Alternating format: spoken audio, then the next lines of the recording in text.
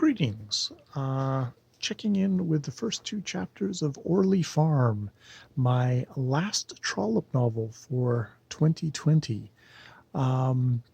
This is chapters 1 and 2, where we're introduced to Orley Farm and its inhabitants. Uh,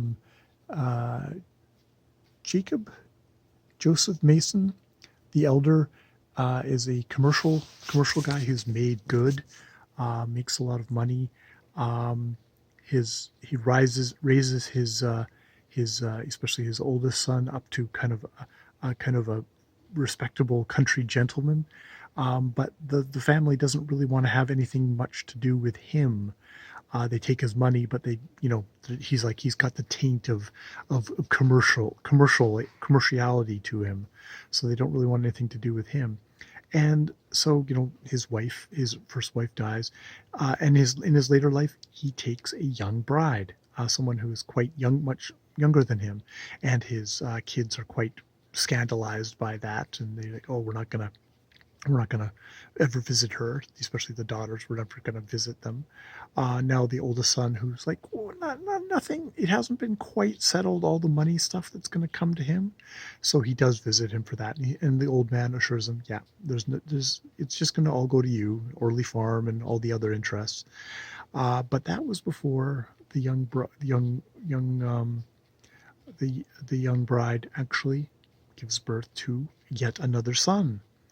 Um, and he in the old thing, she very much kind of the his new bride kind of very much agitates for give the young son Orley Farm, and he does, and it's a codicil in his will, which does get disputed, but does seem to get kind of put down, even though there's at the beginning here where there's a lot of stuff where it's like, oh, the witnesses are like kind of a little bit wavery and stuff like that, but it seems like, okay, it is solid. Like basically the whole thing that comes back to the other son, like who might be inclined to challenge this, is that no, I mean, you could try and fight it, but basically it would cost you more money than the farm itself to fight it.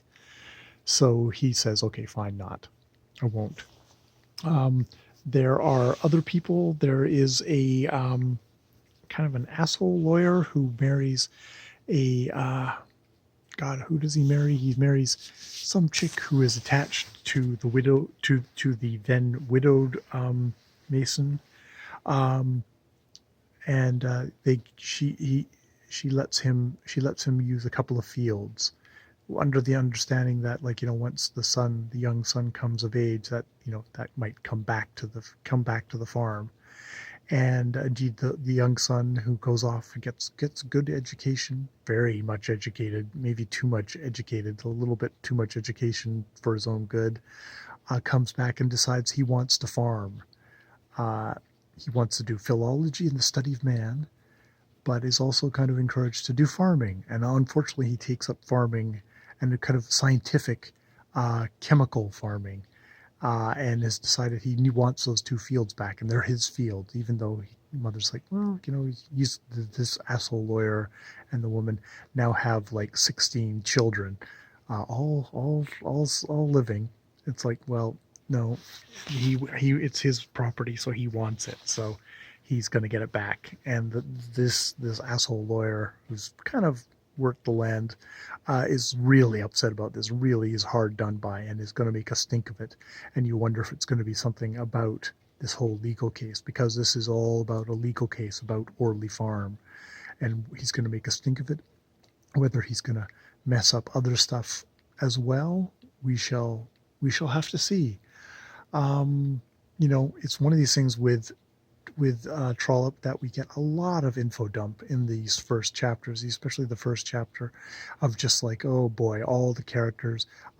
Sir Peregrine Orme is another landowner around, and indeed Peregrine Orme Jr. becomes a friend of the young son, Lucius Mason. That's the young son from the youngish widow. She's like 47, and is a handsome, comely, tall woman with maybe a bit of a sharp chin, but it looks even better looking now than she did when she married the old dude.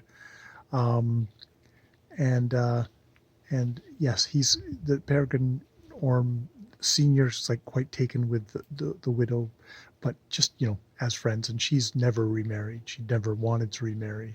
That seems to be above her. Even though that what is it? The narrator says, "Oh, women are mostly made for lovemaking," but she wasn't. She was not. That was not her thing. She's not interested in getting remarried.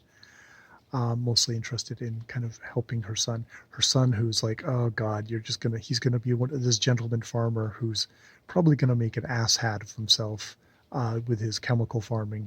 He's very interested in making sure he gets the best bat guano. It's like this stuff is not great. The stuff the bat guano the whatever guano they have at the moment isn't the highest of quality, and he wants higher quality because he's gonna totally farm the fuck out of these fields. And it's like, don't you need a lot of money to actually do chemical farming? It's like, no, I just need smarts and ideas. And it's like, oh, he's got lots of ideas, and I guess we'll see how that goes. So yes, that is the first two chapters of Orley Farm by Anthony Trollope, and I guess I will do a little reading up on that, and we will click along for December with my final Trollope. More videos later.